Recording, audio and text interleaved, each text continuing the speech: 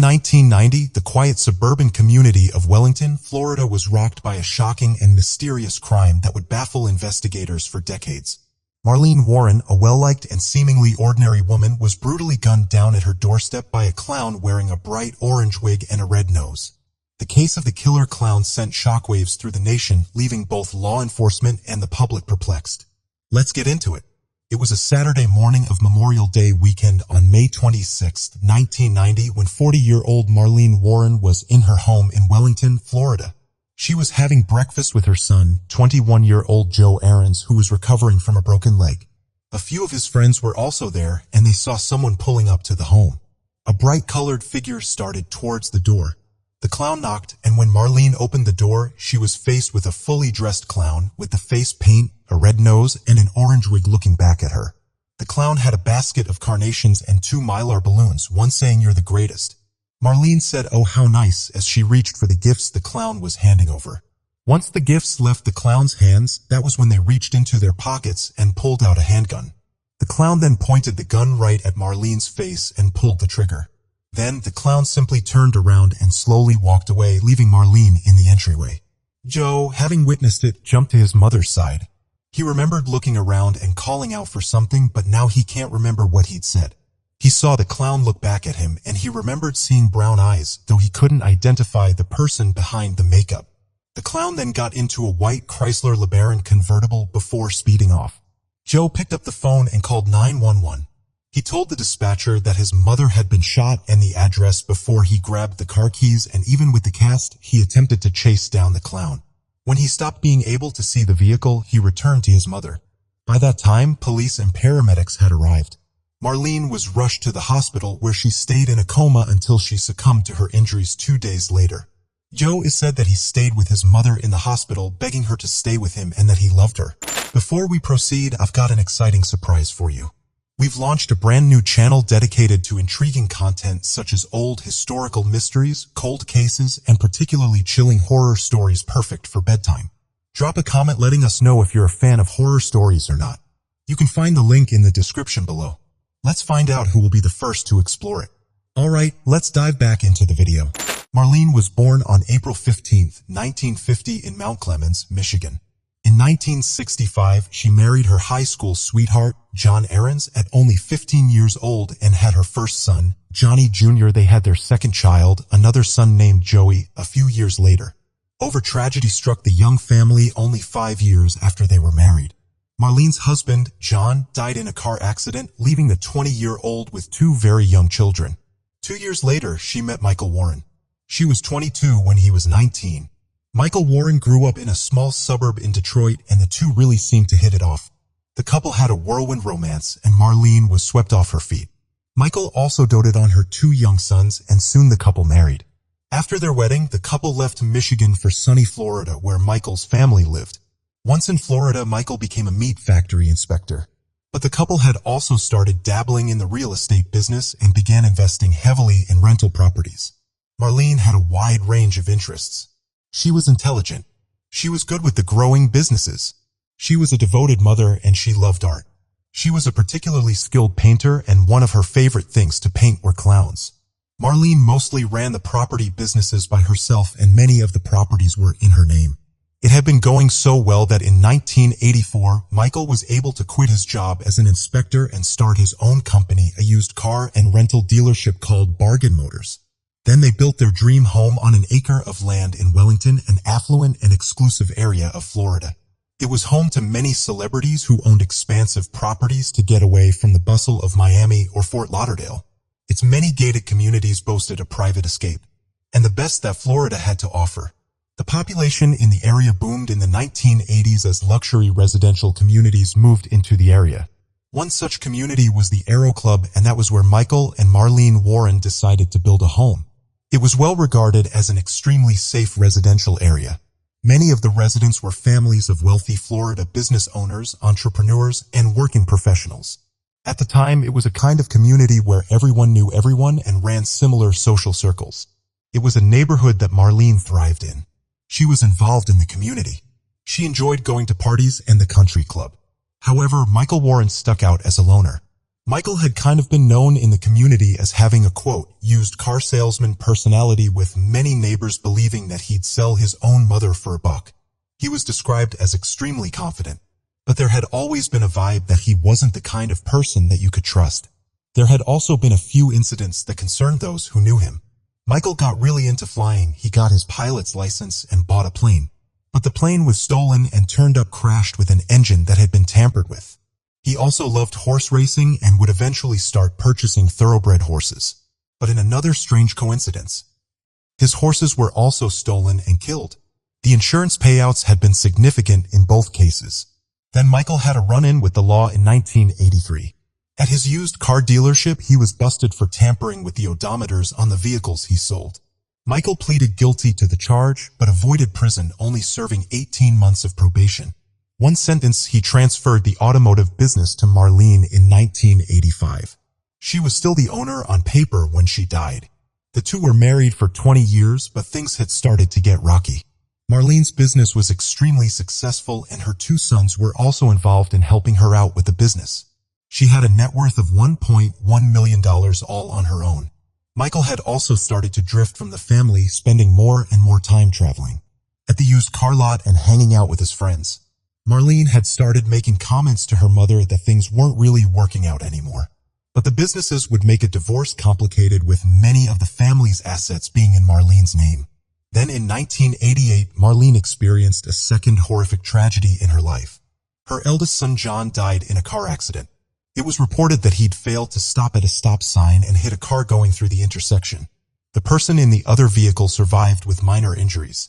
Marlene launched a lawsuit with the city alleging that the stop sign her son had failed to stop at had been actually removed for construction and had not been replaced at, and that had contributed to the car accident that killed her son. Also later that year, her younger son was arrested and put on probation for assault. Joey had been experiencing some difficulties following his brother's death, and it was after John's death that Mike and Marlene's marriage really started to deteriorate. The two began to fight constantly. In 1990, the Warrens really only had one neighbor, and their neighbors were walking their dog on May 26th, when they heard what they had believed was a nail gun going off before seeing Joe screaming, a white Chrysler LeBaron speeding down the road. The neighbors also called 911 after realizing what had happened the day Marlene was shot. The investigation started right away. Very quickly, police had evidence coming in from all directions.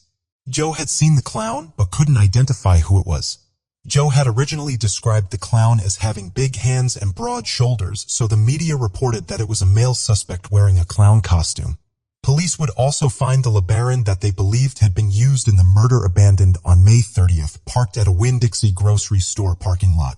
The white Chrys of the LeBaron had been reported stolen on April 14th by Payless Car Rentals. A couple that's never been named in the media. They rented the vehicle from Payless Cars, and when they went to return the vehicle to Payless, they realized that they didn't have the address for drop-off. They checked the phone book for the company and saw an ad for what they believed was Payless Cars. When they called the number, the person gave them the address and told them to park it outside of the lot and leave the keys tucked under the windshield wiper.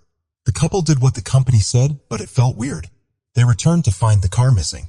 When they got in touch with Payless Car Rentals, they discovered that they had called the wrong rental company. The company they had left the car at was Bargain Motors, the company owned by the Warrens. The ad that they had responded to had been purposely made to deceptively look like it was the Payless company, when in fact it was Michael's business number on the ad. Michael Warren would become a quick suspect for the police, but he had an alibi for the time of his wife's murder. He had been in a car with some of his racing friends on the way to some horse racing. His alibi meant that he couldn't have been the shooter, but police didn't rule him out completely. Throughout the investigation, the police discovered that Marlene had talked to her friends and family and that she had expressed wanting to leave Michael because he was having an affair. She had told her mother that if anything happened to her, Michael was probably the one who did it. Her mother would explain that Marlene had even told her where to find money that she'd hidden in case anything happened. If the couple had divorced, it would have cost Michael considerably, with almost all of the assets being in Marlene's name. With Michael having an airtight alibi, law enforcement still didn't know who pulled the trigger. Crime scene photos, funeral pictures, these are just some of the images tied to a Wellington killer clown cold case murder made public for the first time. The photos show pictures of detectives searching a home on Takeoff Place, the same home where 40-year-old Marlene Warren was gunned down by a killer dressed in a clown costume. Detectives also wanted to know who was the other woman in Michael's life. Who was he having an affair with? Was an affair really happening? The police interviewed employees of the Warrens, family members and colleagues. Only one name came up consistently: Sheila Keene, someone who worked closely with Bargain Motors. Sheila Keene, who was 27 in 1990, and her husband, 46-year-old Richard Keene, owned a car repossession business together. They often worked with the Warrens, repossessing vehicles when people hadn't managed to make their payments. Police interviewed Richard Keene first, who told them he was estranged from his wife for years and that he'd heard that she was having an affair with Michael Warren. Sheila and Michael were known to take long business lunches together, and their relationship had been an open secret at Bargain Motors. However, 2 weeks before the shooting, employees at Bargain Motors noticed an abrupt absence of Sheila's presence at the lot. Both Sheila and Michael denied having an affair with law enforcement. Sheila was born Sheila Sheltra. She was known to be beautiful with long brown hair and brown eyes. She had grown up in Central Florida in the agricultural area. Sheila was strong and independent, and many described her as a force to be reckoned with. She was fearless. Sheila had always been described as kind of wild. She was beautiful, and she loved the attention that she got from men. And from an early age, she started to get involved with much older men. She had met Richard Keene when she was a teenager, and he was nearly 20 years older than she was. And Keene wasn't exactly the kind of person that you'd want your young daughter dating. He was a very vocal member of the KKK and involved in the drug trade. Sheila would end up marrying Keene, and shortly after their marriage, Keene was busted for trafficking cannabis and sentenced 10 years in prison. Sheila ended up moving to Georgia to be closer to Keene while he served his prison sentence. While Keene was in prison, Sheila started to get in trouble with the law herself. She was busted twice for theft. By 1990, their relationship had soured. Sheila had accused Richard of domestic violence, and by May 1990, she hadn't been living with her husband, and a police reported that she'd been living in an apartment that they discovered was being paid for by Michael Warren. Law enforcement started their investigation into Sheila Keene just days after the murder. A witness came forward saying that approximately 6 p.m. on May 24th, just days before the shooting, a woman with long brown hair came in and purchased a clown costume from their costume shop on South Dixie Highway. The woman also purchased an orange wig, a sponge nose, and makeup. The store employees remembered the woman asking for extra white makeup to get complete face coverage. 2 of the shop employees would tentatively identify Sheila from photo lineup shown by the police. One of the 2 balloons found at the crime scene was discovered to be so unique they were only sold at one public store in town. An employee there said that 2 hours before the shooting, a woman with long brown hair had come in and purchased 2 Mylar balloons and a basket of flowers. Law enforcement were even able to connect her to the car that the clown had used. Sheila had been at Bargain Motors on April 14th when the car was dropped off. Police believe that Michael Warren and one of his employees may have been involved in stealing the car, but couldn't find any evidence to confirm this. The evidence law enforcement found in the vehicle were orange fibers similar to ones found in synthetic wigs, a brown hair that police said was consistent with the hair that they found in Sheila Keene's apartment, and a brown paper bag from Publix. Sheila denied having any involvement and said that she had not bought a clown costume or a basket of flowers or balloons. Her alibi was that she'd been out all day looking for cars to repossess and could not specify exactly where she'd been that day. It would seem like law enforcement had a growing amount of evidence, but a lot of it was circumstantial. They believed that Michael was involved but couldn't prove it, and his alibi made it impossible for him to have been the one that pulled the trigger, and the evidence against Sheila was piling up. At the time, prosecutors didn't feel that there was enough evidence to convict, and they would only get one shot, so they didn't make any arrests in 1990. Michael Warren also continued to be a suspect but was not charged with any crime connected to his wife's murder. However, during the investigation, law enforcement looked into every part of the Warren business and discovered Michael had been doing something illegal. He was charged with 43 counts of odometer tampering, grand theft, and racketeering. He went to prison in 1994 and spent 3 years there. His business and properties never recovered. And while in prison, he only had a few visitors: his mother, sister, grandmother, and a few friends from his horse racing days. Joey never visited. Michael Warren, in an interview right before he went to prison, speculated that he thought maybe his wife was a victim of an angry tenant or car buyer. Authorities didn't believe that she was a victim of any angry person involved with their businesses. Marlene's love for clowns had been well known. It had been a very personal attack, and no one seemed to have a grudge against Marlene specifically. However, without new evidence, the case would go cold and Sheila Keene would go off the radar for now. Marlene's son Joe became estranged from his stepfather and reportedly moved back to Michigan to be close with his grandparents.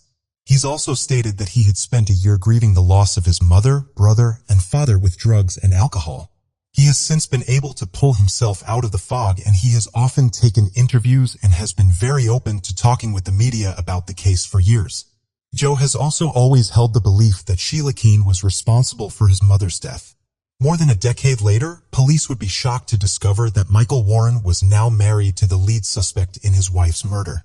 In 2002, Michael and Sheila married in a quiet Las Vegas wedding, and now she was Sheila Keene Warren. After their marriage, they moved to Tennessee and Sheila started going by the name Debbie. They purchased a fast food restaurant called the Purple Cow.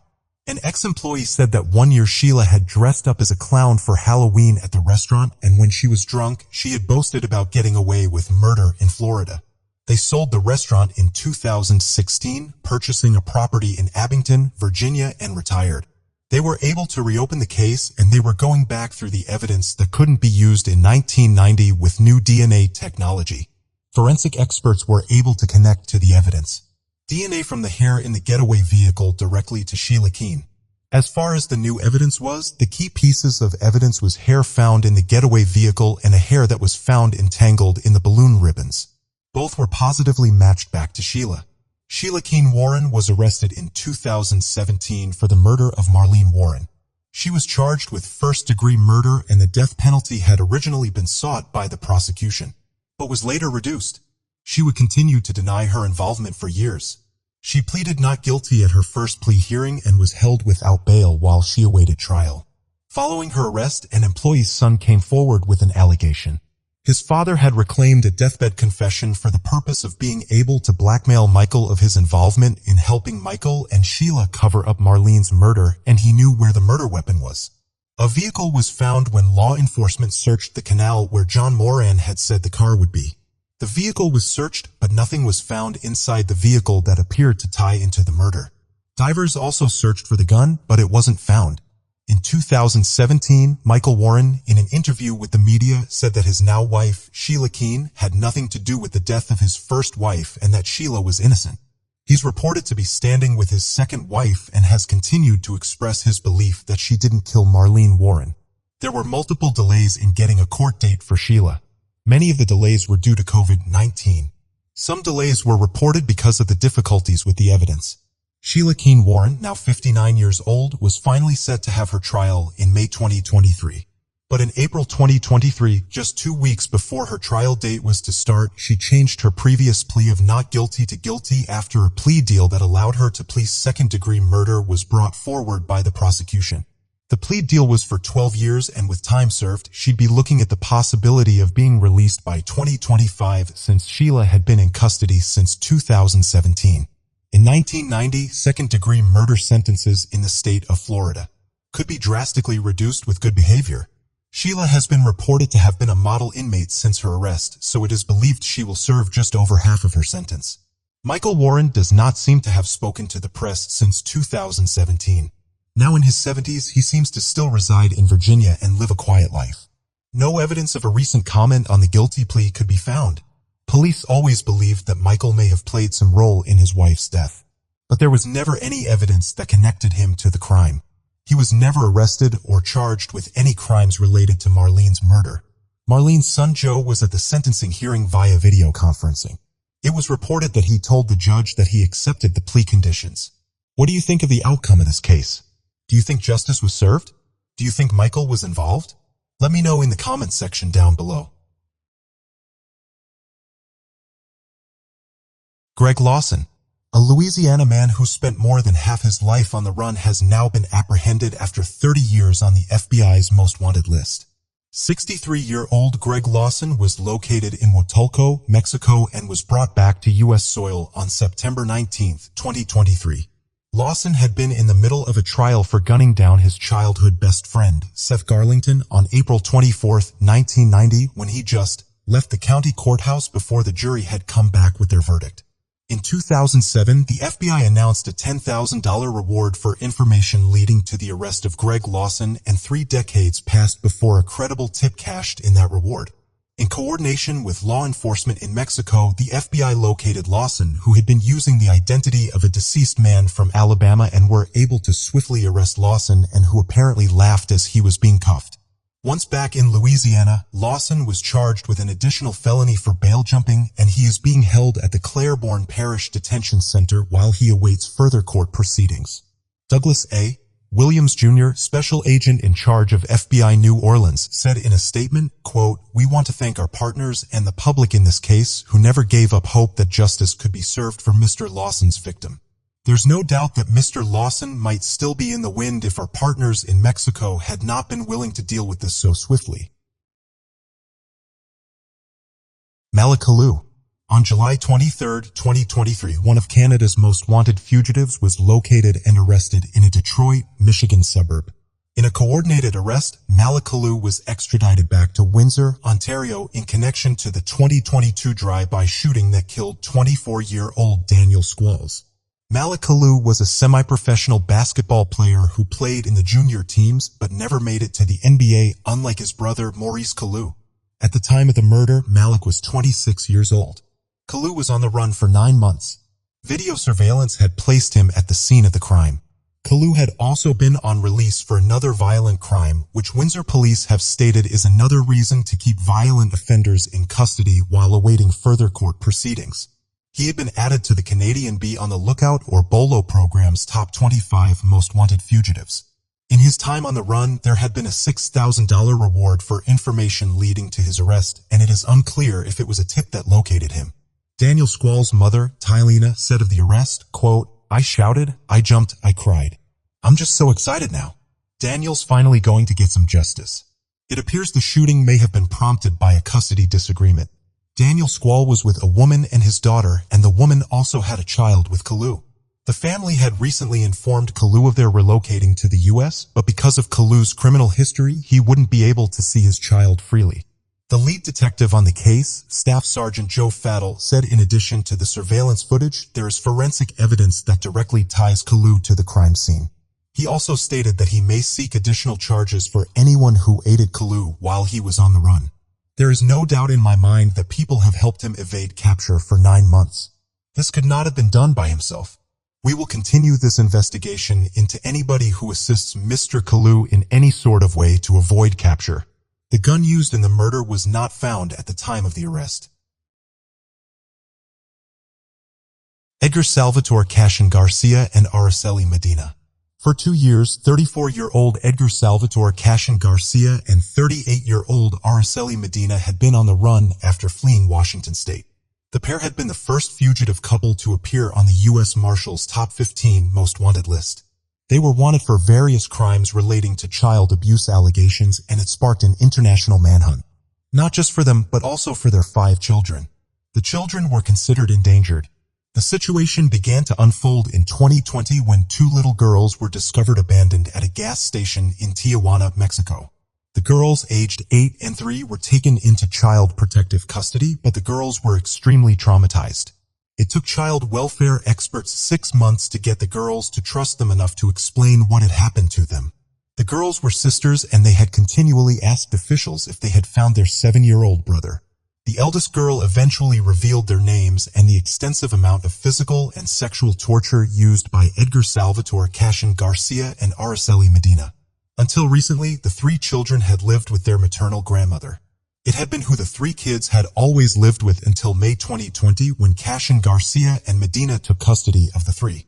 From there, the girls described the absolute hell that they had been faced with when they lived with the pair. They described being trafficked out to strange people, abused, and just unimaginable horrors. Law enforcement in Washington located the couple and began to investigate. When officers arrived at the family's apartment, Cashin Garcia told law enforcement that their son, the boy that the 2 girls had been desperate for police to find, was staying with relatives in California. However, the boy was not found, and when law enforcement went back to arrest the couple, they discovered that they had fled to Mexico. At the time of their escape, Medina had visitation of her 4 children from another relationship and her infant son with Cashin Garcia. The couple were initially wanted on first-degree sexual assault and 3 counts of assault of a child. However, on February 5, 2022, hikers found the skeletal remains of 7-year-old Edgar Jr., the missing child. Another charge was added to the warrant, first-degree murder. Based on the evidence found on the remains and testimony from the other 2 girls, Edgar Jr. had been tortured to death and both physically and sexually abused by both Cashin Garcia and Medina, but also other individuals. Marshals elevated the fugitive investigation when Edgar Jr.'s remains were found, and there was a $20,000 cash reward for information leading to the couple's arrest. In February 2023, the reward was bumped up to $50,000, and it was only a few weeks later when law enforcement got a tip that would eventually lead to the couple's capture. On March 31, 2023, the couple were captured along with their 5 missing children. Detective John Davis of the Kennewick Police Department said of the situation, quote, "This is the worst child abuse case I've come across in 9 years as a detective. What we've seen from this investigation, Garcia and Medina had no problem hurting children to outright murder. The crimes that Araceli Medina and Edgar Cashin Garcia are charged with are heinous, and we commend the unwavering dedication of law enforcement. The successful rescue is a testament to the critical importance of collaboration and community involvement in safeguarding our most vulnerable population." The duo were extradited back to Washington, where they now face their charges. No word yet on further court proceedings. They're being held in custody while they await further court appearances. Their bail has been set to $5 million each. Michael Anthony Baltimore. It was in 2021 when Michael Anthony Baltimore was added to the U.S. Marshals Top 15 Most Wanted list. Baltimore had previously been on the reality TV show 90 Day Fiancé, in which he was featured working as a barber at the GQ Barbershop in Carlisle, Pennsylvania. Even featured on the show were his co-workers and boss, longtime friend and mentor, Kendall Jerome Cook. After the show had aired, however, Baltimore and Cook had a falling out. And on May 22, 2021, Baltimore went into the barbershop and opened fire, killing Cook and injuring another employee at the shop. Baltimore then fled, and the surviving victim had been able to positively identify Baltimore as the shooter. Baltimore was wanted on charges of assault, homicide, and parole violations. He had an extensive criminal history that went back to the 90s, and while on the run was considered armed and dangerous. It was later announced that there was a $25,000 reward for information leading to an arrest, but it wasn't needed because 6 months after that announcement, Baltimore went into a restaurant in Davies, Florida, and started a physical altercation with another patron there. In the restaurant, an employee trying to break up the fight got hit in the face with the back of a knife, and the suspect fled, claiming to be retrieving a gun. It was then that law enforcement was called. Baltimore fled, but was later arrested on January 20, 2023. Upon his arrest, he was fingerprinted, and it was then that Davie police realized they had a wanted fugitive in their custody. Baltimore had attempted to give officers a fake name. Also in his possession were drugs, a handgun, and 3 fake IDs. Michael Anthony Baltimore is being held in Florida, where he faces charges there, and it's likely he will be extradited back to Pennsylvania to face the murder charge there as well. A war criminal wanted for his participation in the 1994 Rwandan genocide was recently discovered hiding in South Africa. Fulgence Kayishema had been on the run since 2001 when it was discovered that he had orchestrated the killing of more than 2,000 men, women, and children on April 15, 1994 at a church in Rwanda. An estimated 800,000 people were killed in 90 days in what is described as one of the most brutal genocides in human history. It was revealed that during the International Criminal Tribunal for Rwandans that Kayishema attempted to burn a church with 2,000 Tutsi people hiding inside. Failing to ignite the structure, he helped to use a bulldozer to collapse the building, killing all those who sought refuge inside. He was charged with genocide, conspiracy to commit genocide, and crimes against humanity charges. However, when law enforcement went to arrest him, he had already fled. The United States government themselves had offered a $5 million reward for information leading to his arrest. For over 2 decades, multiple agencies worked tirelessly to find Kayishema, and it was while monitoring family members that they eventually had word that he was hiding in South Africa. Kayishema had been using a forged identity and was working on a grape farm in Cape Town. When he was discovered and arrested on May 19, 2023, he initially denied his identity but eventually said to arresting officers, "I've been waiting a long time to be arrested." Fulgens Kaishima was a fugitive for more than 20 years. His arrest ensures that he will finally face justice for his alleged crimes. IRMCE Chief Prosecutor Serge Bro-Mertz, who led the investigation, said in a statement to the media, quote, "Genocide is the most serious crime known to humankind. The international community has committed to ensuring that its perpetrators will be prosecuted and punished. This arrest is a tangible demonstration that this commitment does not fade and that justice will be done no matter how long it takes." Kaishima's arrest is the fifth in recent years of top officials. Agencies are still looking to arrest 3 more. Kaishima is being held in Cape Town custody while he awaits his trial and sentencing. He faces life in prison. Wendy Stevens. On March 21, 1984, the manager of the Little League baseball field in Buren, Washington, was stunned when his dog returned to him holding a human bone in his mouth. The area, which is now land utilized by the Seattle-Tacoma International Airport, received heavy foot traffic and was especially popular in the summer months. After wresting the bone from the dog's mouth, the manager ran to his office and contacted the Kings County Sheriff's Office. Within a matter of hours, the field was teeming with forensic scientists and other experts who were eager to locate the source of the remains. Their answers lay in a swampy area of the baseball field that sat at South 146th Street and 16th Avenue South. After a long day's work, investigators had managed to uncover most of the remains, which were in a skeletal state. At the autopsy, the medical examiner determined the remains belonged to a white female between the ages of 12 and 18 years old, most likely around 15 years old, who stood at 5 feet 2 inches to 5 feet 8 inches and was between 110 and 130 pounds. The medical examiner was also able to determine that the girl had previously healed a skull fracture and had likely been left-handed. While the remains were skeletal, investigators were still able to determine a cause of death: strangulation. The circumstances and the age of the victim immediately shocked the police and the greater community. There had been whisperings of a serial killer for many years, and this latest discovery only added fuel to the fire. The girl had been deceased for around a year, and the medical examiner and anthropologist believed she had lost her life sometime the summer before. One day after the skeletal remains of the girl were found, the Kings County Sheriff's Office found themselves setting up yet another crime scene. According to Seattle Times, whilst out with bloodhounds, the investigators came across the remains of another young woman who would eventually be identified as 18-year-old Cheryl Wims. The pattern was becoming too apparent to ignore, and the Kings County Sheriff's Office had yet another homicide to add to their ever-growing list. As reported by the Seattle Times, just 8 months before the bodies of Cheryl and the skeletal remains were found, the remains of 17-year-old Shonda Summers was discovered half a mile from the swampy baseball field. Cheryl Wims was identified within a matter of days, but the victim in the other case was not so lucky. Despite investigators spending months scouring missing persons reports, nothing ever came to light, and she was dubbed Jane Doe 10 or Bones 10. In 2001, the world was shocked as it watched as Gary Ridgway was arrested and eventually convicted in the Green River killings. Between 1982 and 1998, although it's possible he was active until his arrest, Ridgway is believed to have taken the lives of as many as 70 to 100 girls and young women. Ridgway was only convicted of killing 48 victims, but he is readily admitted to being responsible for many more. Ridgway was interviewed at length about the many crimes believed to have been committed by him, and within days, he had given up knowledge about Jane Doe 10. He told investigators that he remembered picking up a young white woman he believed to be in her 20s in Tequila, a suburb of Kings County, in the spring or summer of 1983.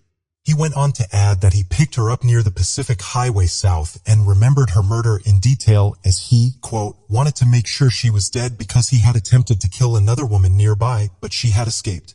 Unfortunately, Ridgway was not able to give investigators a name. In the case of Jane Doe 10 was added to his ever-growing rap sheet. In 2020, the